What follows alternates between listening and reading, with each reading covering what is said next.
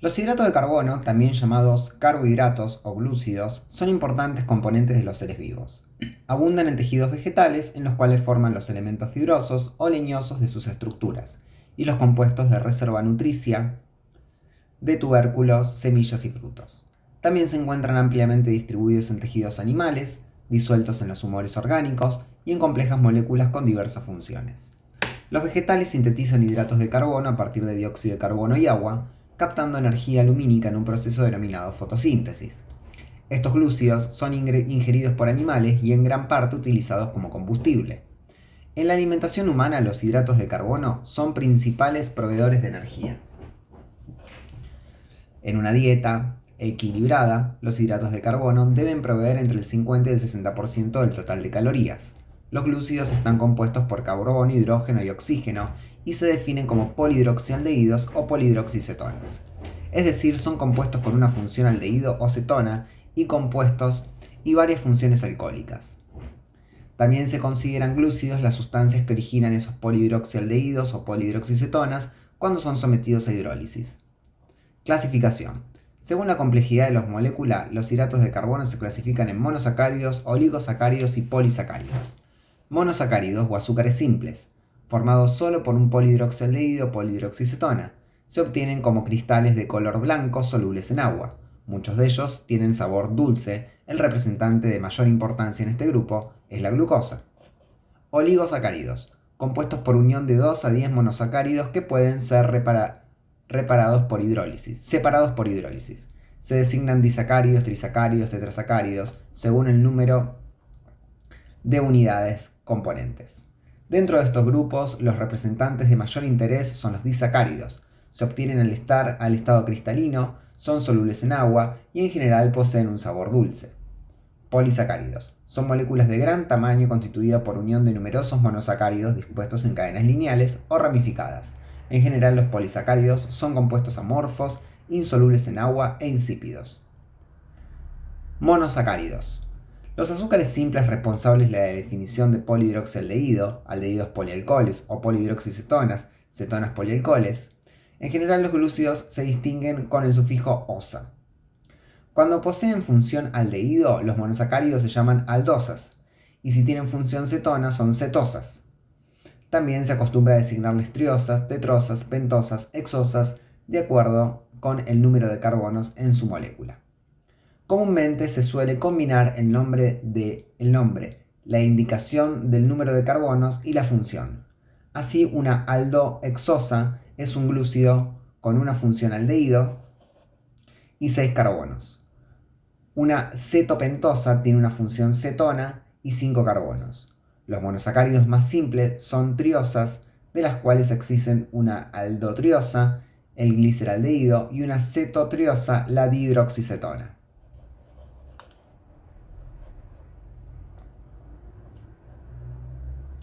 Las tetrosas, pentosas, hexosas, etc., se consideran derivadas de estas triosas por sucesiva adición de grupos carbono, hidrógeno y oxidrilo en la cadena lineal, entre el grupo de aldehídos o cetonas y la función alcohólica adyacente. Los monosacáridos son sustancias reductoras, particularmente en el medio alcalino. Los grupos aldehído o cetonas son responsables de esta propiedad. Algunas reacciones de reconocimiento de monosacáridos utilizadas en el laboratorio aprovechan esta capacidad reductora. Isomería.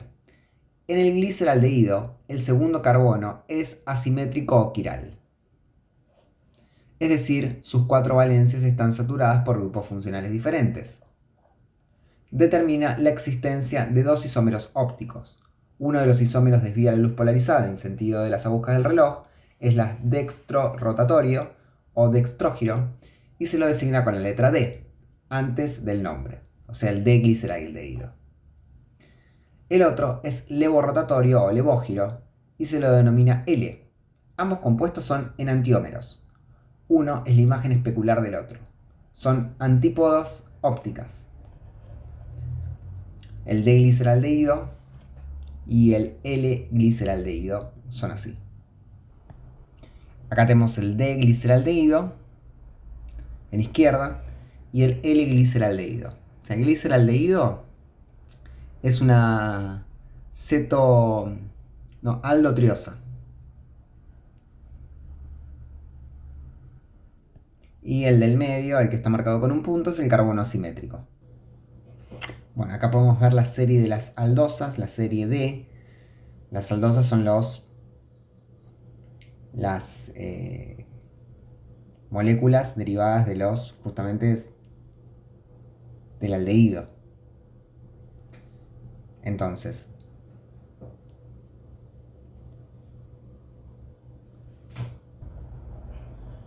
se van agregando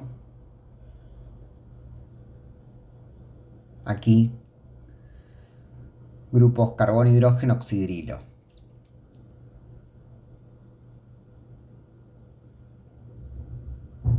Y van formando los distintos azúcares. Eritrosa, treosa, ribosa. La ribosa es de 5 carbonos. La arabinosa, lo que cambia es la orientación de este. La silosa.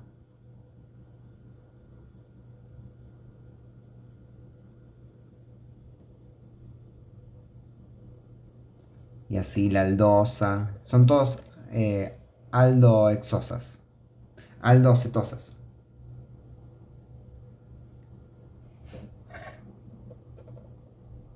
La glucosa.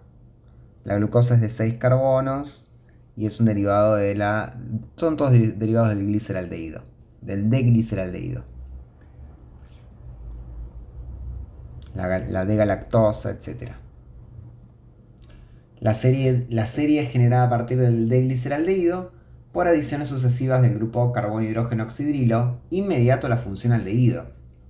O sea, la lógica es que se ubica debajo de la función aldehído.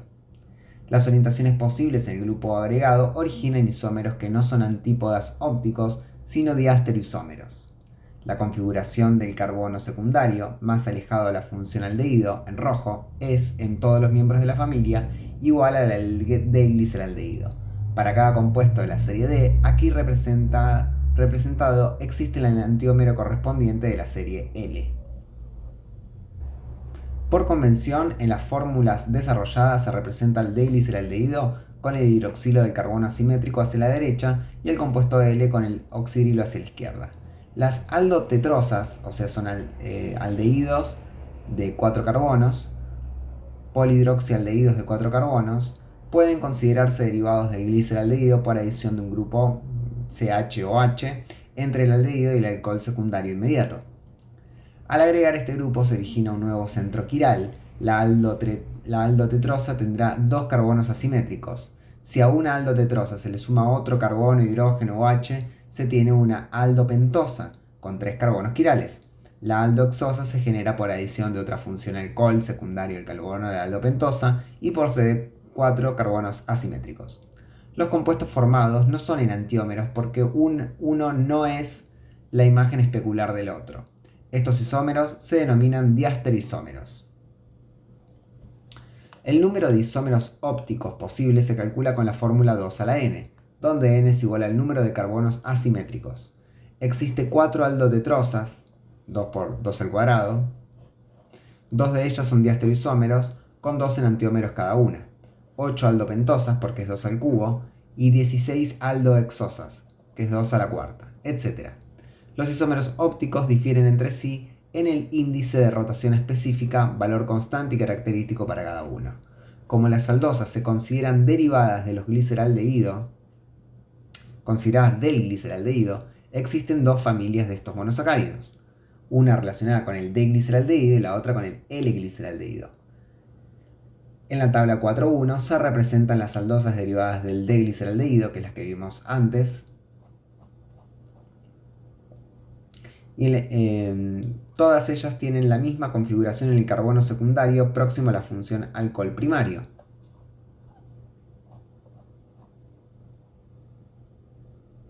O, en otros términos, en el carbono secundario más alejado de la función aldehído es donde tienen ahí el punto de quiralidad. En las fórmulas desarrolladas, en la tabla 4.1, se representa hacia la derecha el OH de este carbono, característica común a todas las aldosas de la familia o de la serie D. La actividad óptica de un compuesto con varios carbonos asimétricos es la resultante de la interacción de todos ellos.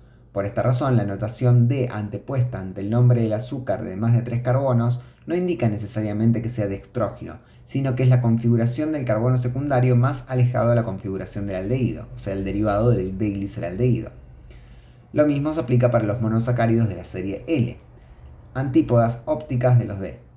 La actividad óptica de compuestos se debe indicar con el signo positivo o negativo a continuación del D o L. Así, D positivo glucosa indica que es una aldohexosa de la serie D con capacidad dextrógira. Para las cetosas también se considera la existencia de las series D y L, según la configuración del carbono secundario más alejado de la función cetona.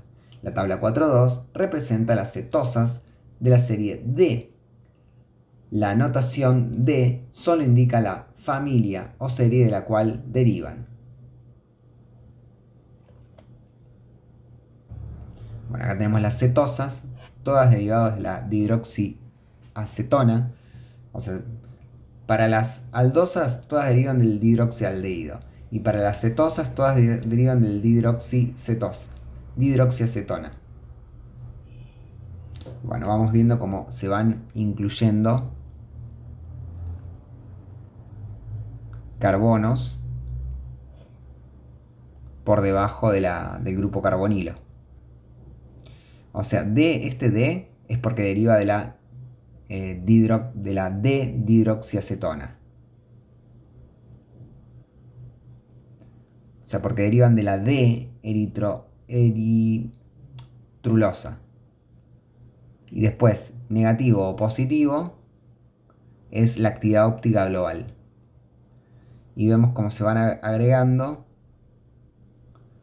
siempre por debajo del carbonilo. Siempre se va agregando por debajo del carbonilo. Y el que indica si es D, o sea, es este. El que indica si es D, o sea, esta D deriva de este. Si este D hace referencia a esto. Y este más hace referencia a todo el compuesto. Y vemos cómo se van agregando siempre debajo del carbonilo. Siempre debajo del carbonilo se agrega el grupo nuevo.